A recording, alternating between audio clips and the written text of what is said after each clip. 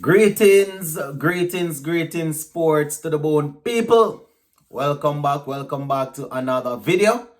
Thank you all for checking this one out.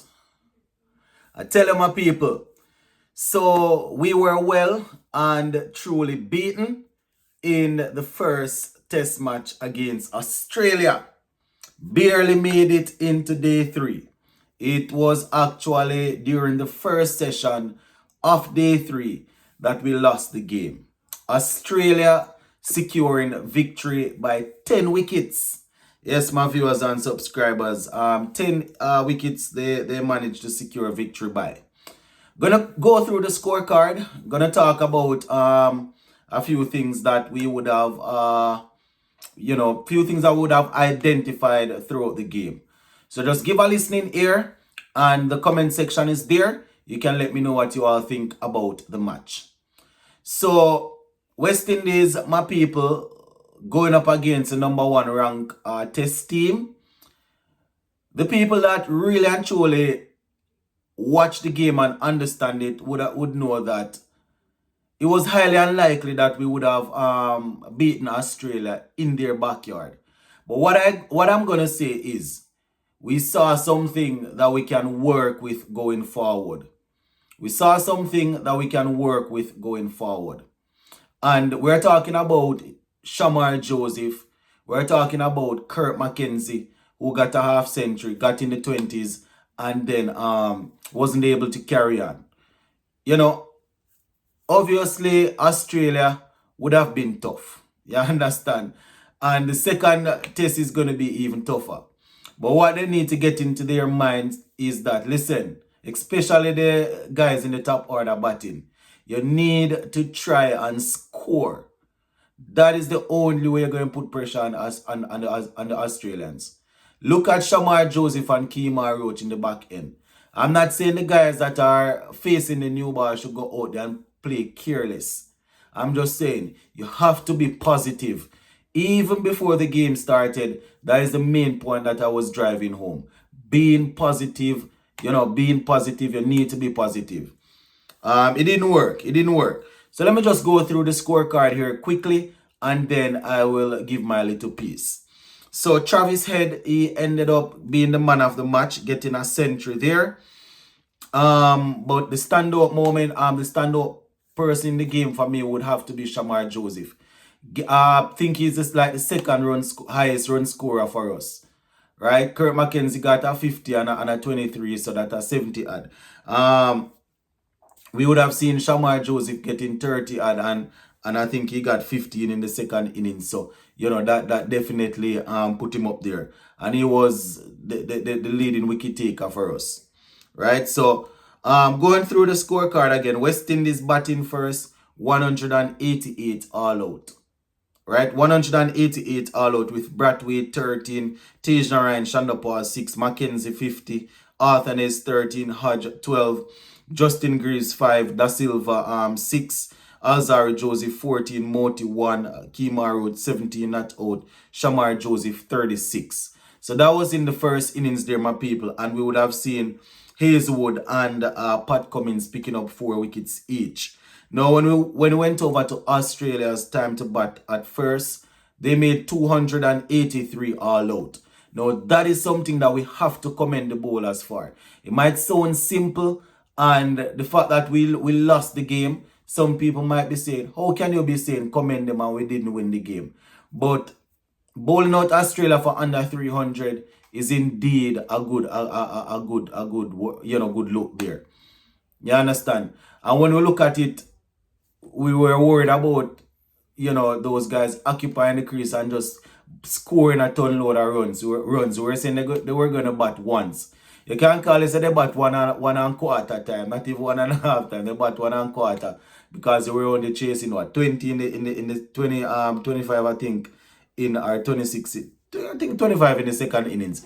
Right? So it was good. It was good. And as I said, it was Shamar Joseph in his first test match there that proved to be the star with the ball. 5 for 94 with Roach getting 2, Greaves getting 2, and Alzari Joseph getting 1. So Generally speaking, there are improvements to be had where the bowling is concerned, but I'm not going to be too picky, right? When you have a team, it's a team effort, and when you manage to get the Australians out for 283, you have to give it to the bowlers and say yes. Even though there are a few things that they need to tighten up on, generally speaking, they didn't do too badly at all. So that is basically how that went. And when it was time for us to go into bat again, that is when we saw the huge disgrace. Bowl out for 120. Right. At one point we were 76 for we were 73 for 6. 73 for 6, 84 for 7, 94 for 8, 94 for 9, and then 120 all out. So, at the beginning of the series, Brathwaite said, listen, I think we can take 20 wickets. Based on how Shamar Joseph bowled, it seems as if he's onto something. But I don't know if them taking 20 wickets going to make much of a sense, because them not making no runs. Yeah, they not making no runs at all.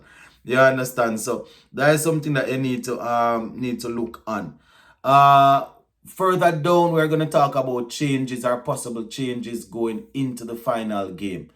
One thing that we have to understand, where that the bowlers need to understand, is they can't bowl short. They can't bowl short to some of the batsmen. You understand? That is just asking for trouble. So going forward, Roach and thing with, boy, I didn't even realize that Roach was bowling that slow. I thought he was in the 133, in the mid 130. Well, not even mid 130s, probably early 130s. But it was slow 120, 125-ish. You understand? That's definitely not going to work. I know that the other guys are there to bring the pace, and he's trying to move the ball around and work out the batsmen and thing. But sometimes, he get them with a good ball, but because there is no pace on it, the batsmen still manage to play it well. So Australia 26 in the second innings there to secure a victory. It was just tough. It was just a tough ask based on how we started in the second innings with the bat. There is no way we were going to give them any sort of fight or anything like that.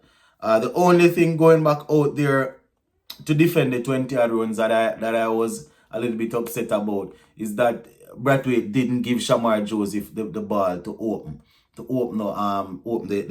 bowling. Right? He ended up getting the ball, and he bowled a aggressive sharp ball. He bowled a sharp ball, a sharp ball to Usman Khawaja that got him flush on the chin. And we definitely hope he's okay. We hope there's no serious issue there. But he took his eyes off the ball way early. Once he identified that it was a sharp ball, he just did this. You understand? And he got hit there. So we lost this game convincingly, my people. But as I said, the positive that we got from it is that a couple of guys making their debut showed some guts and some fight. Justin Greaves was good in the field. His catching was good. He bowled well, and at one point, he showed show that he can do something. He has the ability with the bat. But the negatives are a whole lot, my people. The negatives are a whole lot. We're gonna do an entire video to talk about all of that. We just want to do a quick recap of the game. The two openers, you understand, the two of them cannot be out of form at the same time. So we will need to do something to make sure that we fix that. Mackenzie and Arthur is coming in there, youngsters batting in the top order. It's not easy. It's not easy at all. So we know that every now and again they will get knocked over. And when they're coming up against a world-class bowling like the Australians, it's more likely to happen than not.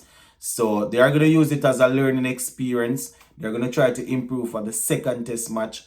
And not only the second test match, they are definitely going to be looking to improve as they continue to develop in their career there, my people. So as I said, the test, we had some bittersweet moments, right? It was up and down. At one point in time when we had the Australians wheeling at, I think it was 70 odd or something like that. I think we had, let me see, I think we had them at, in their first innings, we had them at one point at 67 for 3, right? We had them at 67 for 3, and we thought that we would have been able to close it in a little early, and then that they wouldn't have managed to eat out such a they wouldn't have managed to put out such a big lead.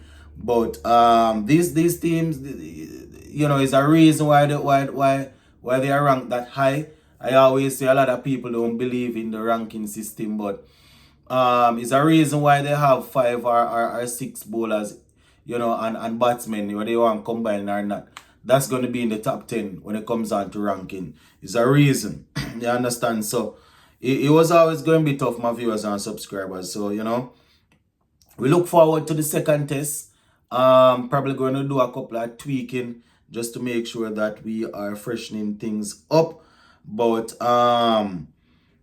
we were comprehensively beaten, my viewers and subscribers. Scores in the game again: West Indies 188 and 120, Australia 283 and 26. But as I said, bittersweet moment. We had a couple of things that we will always remember. Just as though Shamar Joseph will always remember that he took his first test wicket, would have been with the first ball. He got Steve Smith. That's the same way people that are interested in the game will remember all of that, my people. So, we're just going to continue to support the team. As I said, there are a whole lot of things that we need to address. So, just wanted to do a recap for this one. And then we will definitely touch base again pretty soon to talk some more. So, we're going to leave it right here. So, for now, big up on yourself. Stay safe.